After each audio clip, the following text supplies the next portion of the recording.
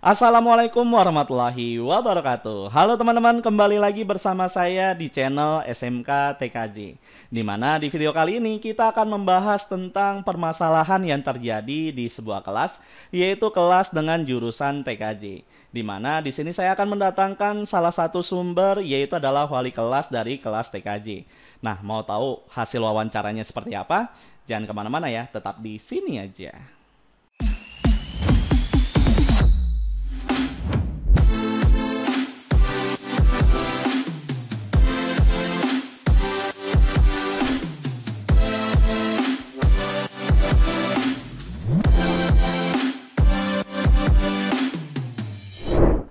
Oke, untuk video kali ini kita masih akan membahas tentang penyebab dari masalah kelas yang dimana di sini yang akan saya wawancarai yaitu adalah salah satu walas dari jurusan TKJ yang nantinya akan saya menanyakan perihal kasus-kasus yang dialami oleh walas tersebut sekaligus permasalahan yang ada pada orang tua terkait beberapa kasus yang saya alami gitu ya.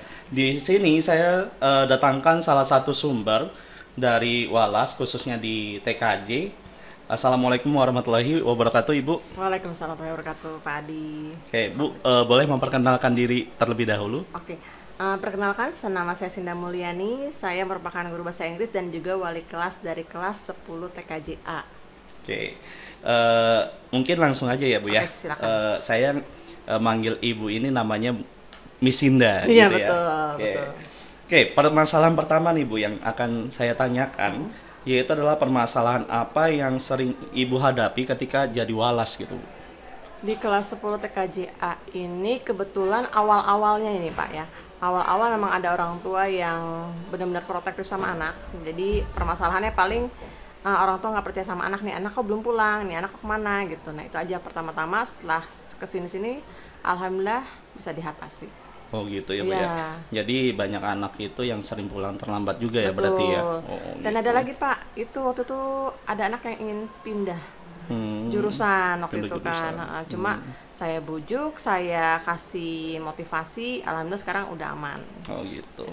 Nah terus menurut pengalaman Ibu nih sebagai walas, kira-kira pernah nggak sih ada kasus yang siswanya ini mengalami masalah gitu terhadap gurunya gitu?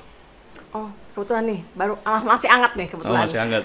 Tadi ada guru yang curhat ke saya bahwa ada anak yang ketika sedang diajarkan, tapi anak tersebut dengan terang-terangan main handphone. Oh. Nah, itu. Jadi mungkin salah satunya adalah ketika masalah anak sama gurunya, mungkin anaknya kurang termotivasi dengan pelajaran tersebut, atau mungkin anak tersebut merasa kurang menarik pelajarannya. Jadi gimana kita secara guru untuk manajemen kelasnya lah ya sebelum mulai belajar, jadi kita lihat pun anak-anak seperti itu Oh gimana. gitu. Berarti ada ya masalah ibaratnya murid sama gurunya itu terjadi waktu pas lagi pembelajaran berarti ya. Betul, Oke. betul. Nah, kemudian apakah Ibu sering banget nih dihubungi sama orang tua terkait anaknya itu yang belum pulang ke rumah gitu?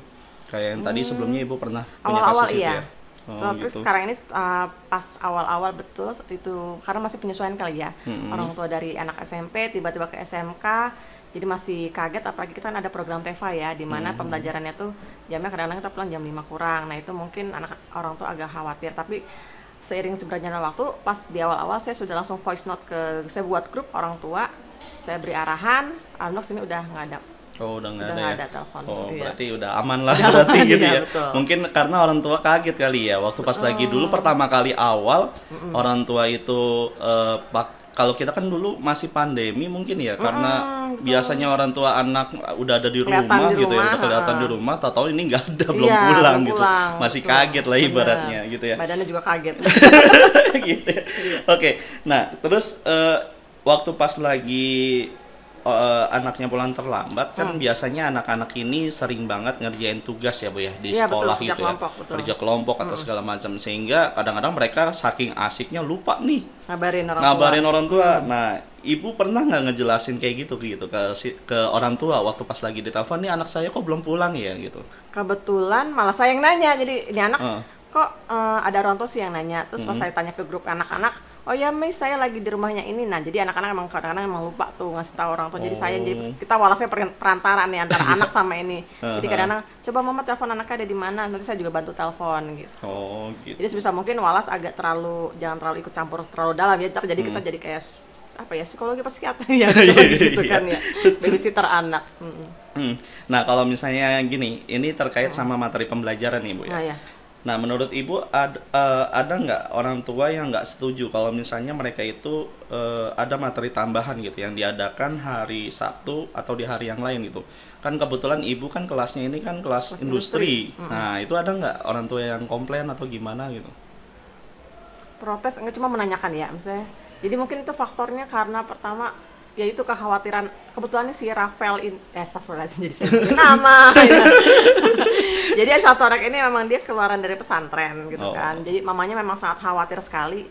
Ini kan sekarang bebas ya Miss ya, masa umum, skala umum, jadi memang beliau agak protektif sama anak tersebut, takutnya begitu keluar dari pesantren jadi yang nyobain aneh-aneh, karena kan sekarang tidak bisa dipungkiri ya, lingkungan sangat berpengaruh besar pada anak-anak sekarang gitu. Iya Apalagi sih, tahu dari pesantren, terus ngeliat ada hal yang baru, mungkin dia pengen nyoba segala macam. Nah itu mungkin faktor orang tua yang agak ketar-ketir ngelihat lingkungannya, mungkin nontonnya nongkrong-nongkrong. Iya gitu, sih. protektif. Takutnya malah yang tadinya kita ditaruh di pesantren biar anaknya lurus, Iya. pas ditaruh di SMK malah jadi belok-belok gitu ya. Takutnya gitu. Padahal nggak semua anak-anak seperti itu kan. Iya, benar. Sampai kemarin pun ada saya ngajar di kelas satu kelas, ada anak OSIS kan masuk. Nah udah gitu dia cerita tuh, Miss saya nggak setuju Miss kalau misalnya sekolah tuh melarang untuk nongkrong. Kenapa? Saya tanya tuh, saya gali terus, kita sharing pikiran. Karena dari situ kan dia emang pintar ngomong. Kamu ikut organisasi? Enggak Miss. Tapi kok cara ngomong kamu bagus. Karena saya sering nongkrong sama orang-orang yang besar Miss, bapak-bapak katanya gitu. Oh, di situ saya menggali pengalaman Miss. Jadi dari situ nongkrong tersebut pun tergantung lagi ke kepribadian masing-masing anak ya kan gitu.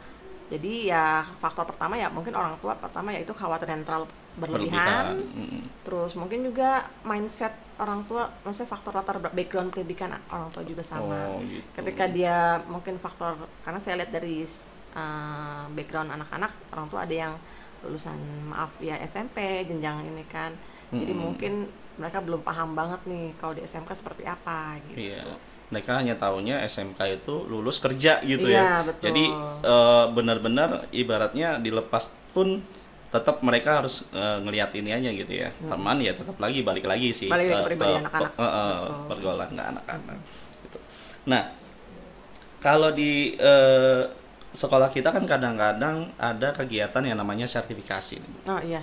Nah, kebanyakan waktu pas lagi kita ngadain sertifikasi itu, karena kebetulan sertifikasi ini sertifikasi yang harus berbayar gitu ya Bu ya. Iya betul. Karena kan memang kita manggilnya juga bukan manggil dari orang sembarangan gitu ya, tapi dari trainer dari dunia industri.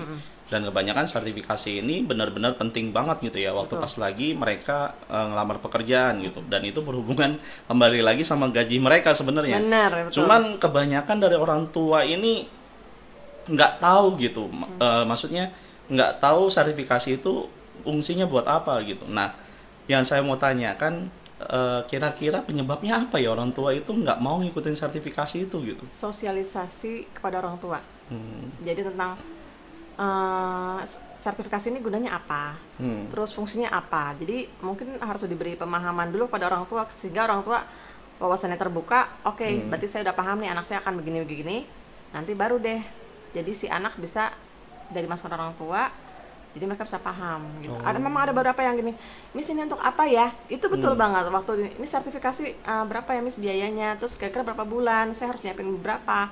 Nah itu mungkin makanya saya meminta pada jurusan kemarin, tolong dibikin pertemuan sama orang tua murid, jadi orang tua paham sertifikasi buat apa, apalagi kita kelas industri kan, harus tahu nanti fungsinya arahnya mau kemana nih gitu. Karena saya belum berani ngomong ke orang tua ketika gong dari atas belum bunyi kan, ibaratnya begitu kan.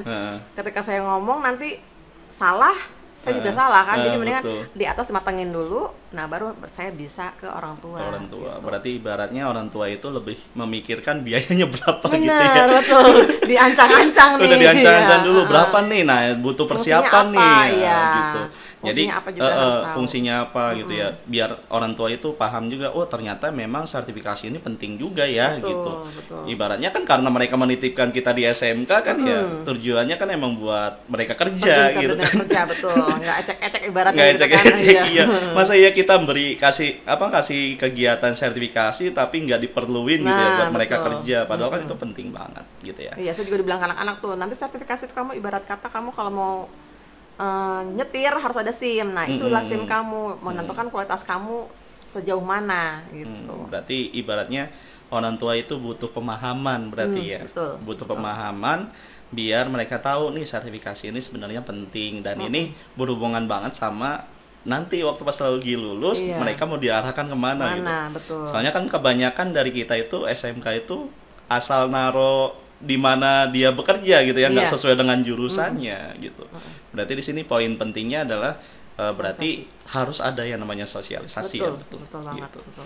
Oke, Ibu, paling cuman itu aja yang itu saya aja. tanyakan Oh, iya, gitu iya, ya. iya. Oke, siap, Terima siap. kasih, maaf udah ganggu waktunya dan terima kasih sudah hadir di podcast ini gitu ya. Alhamdulillah saya jadi senang, alhamdulillah bisa menginjakan di podcast ini. Iya. Gitu ya. Oke, terima kasih Ibu. Sama-sama. Oke, itulah hasil wawancara yang telah saya lakukan kepada Miss Hinda selaku wali kelas dari kelas 10 TKJA. Di mana permasalahan yang saya tanyakan yaitu adalah hubungan antara orang tua dengan guru dan juga siswanya. Oke, sampai di sini dulu video kita kali ini. Semoga bermanfaat buat kalian. Dan jangan lupa ya untuk klik like, comment, share, dan subscribe video ini jika video ini bermanfaat buat kalian. Terus semangat belajar dan sampai bertemu lagi di video selanjutnya. Wabillahi taufiq wal hidayah. Wassalamualaikum warahmatullahi wabarakatuh.